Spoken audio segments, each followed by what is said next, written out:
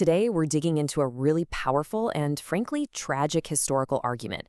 It's the story of how Iberian Jewry, one of the most brilliant civilizations in history, may have, in a way, brought about its own downfall. And this isn't just a history lesson. It's really a cautionary tale about how much ideas truly matter. So, right off the bat, this quote presents us with the central mystery we're going to unpack. What is this heroic madness? It sounds so strange, right?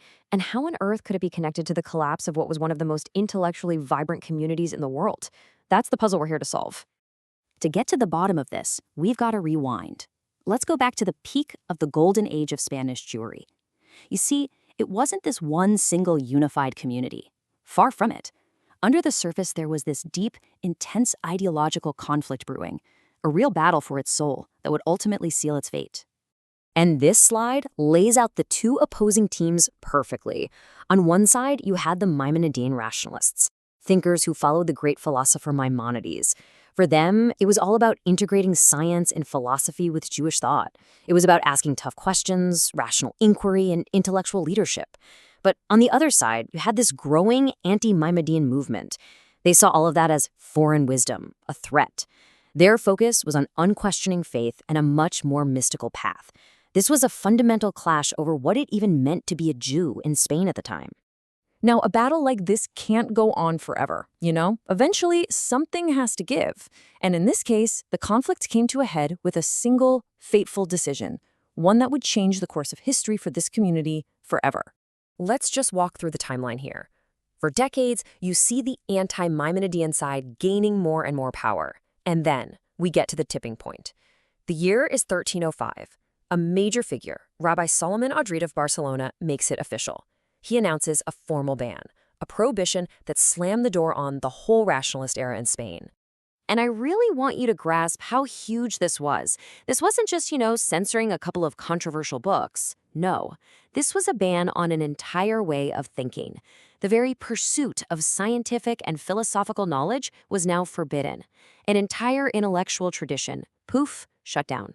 So what happens when you just rip out a whole intellectual framework from a society? Well, you create a vacuum, a huge one. And something else is always going to rush in to fill that void. In this case, it was a powerful, all-consuming new mystical ideology. And that ideology was Kabbalah. It swept across the Iberian Peninsula and completely changed the game. It wasn't just about personal spirituality. It pushed this heroic ideology and totally redefined leadership. The community's leaders were no longer the great scholars and rational thinkers. Instead, all authority shifted into the realm of the mystical, the supernatural. Now, here's where the source material makes a really provocative claim about the function of this new ideology. The argument is that Kabbalah served a very practical purpose. It basically deflected responsibility. If the community was facing real-world problems, political pressure, persecution, economic trouble, it was a lot easier to blame cosmic mystical forces than it was to look at your leaders and say, hey, you're not handling this well. And this brings us right to the consequences. According to this view, the intellectual shift wasn't just some abstract academic debate. It had devastating real-world effects. When you replace pragmatic, rational problem solvers with mystics, your ability to navigate complex threats just plummets. And that, the argument goes, is what led directly to the unraveling of this great civilization. So that's the big question, isn't it?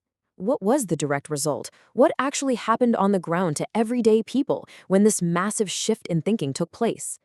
And right here, this is the absolute heart of the argument. It's all about the timing. The mass conversions to Christianity, which were a clear sign of the community's collapse, they took place after the ban on rationalism, not before. The argument is that one caused the other.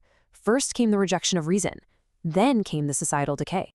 You can just see the dominoes fall here. The ban leads to a decay in real-world learning and leadership. This weakened community, now led by mystical figures who were just not equipped for these crises, couldn't withstand the pressure. And that's when you see the mass conversions. The golden age was officially over. The intellectual giants were gone, replaced by mystics. This long intellectual decay and this deep crisis in leadership created an incredibly fragile community, one that was completely unprepared to withstand the final, catastrophic blow that was about to land. The year was 1492. The expulsion from Spain. This was it. The final act. This was the tragic culmination of a decline that, according to this argument, started all the way back with that intellectual decision in 1305. And if you need one final, absolutely heartbreaking symbol of this total collapse of leadership, well, here it is.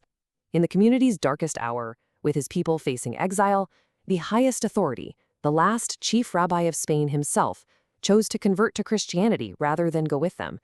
It's a final, tragic indictment of just how far this once great civilization had fallen. Which brings us to this final haunting question. The story laid out here is a pretty stark reminder that ideas have consequences, serious ones. And it forces us to ask a really heavy question. Can the intellectual choices a community makes, what it decides to value, what it chooses to believe, ultimately determine its very survival?